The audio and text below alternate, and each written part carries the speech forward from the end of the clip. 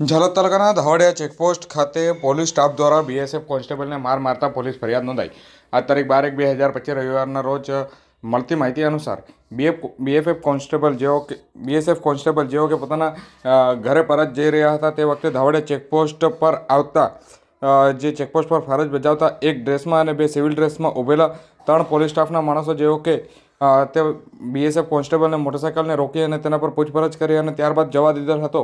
તે વખતે બીએસએફ કોન્સ્ટેબલને કોઈક વ્યક્તિ ગાળ બોલ્યું હોય તેવું લાગતા જે બીએસએફ કોન્સ્ટેબલ પોતાની મોટરસાઇકલ પરત વળાવી અને ચેકપોસ્ટ ખાતે જઈ અને પોલીસ સ્ટાફને પૂછ્યું કે કોઈ ગાળ બોલ્યું છે। તેમ કહેતા જે પોલીસ સ્ટાફમાંના એક વ્યક્તિએ બીએસએફ કોન્સ્ટેબલને થપ્પડ મારી દીધી હતી અને શરીરે ગરધાપટ્ટોનો માર મારી 3માંથી એક સિવિલ ડ્રેસમાં હાજર પોલીસ કર્મચારીએ જે બીએસએફ કોન્સ્ટેબલને માથાના ભાગે લાકડી મારી દીધી હતી।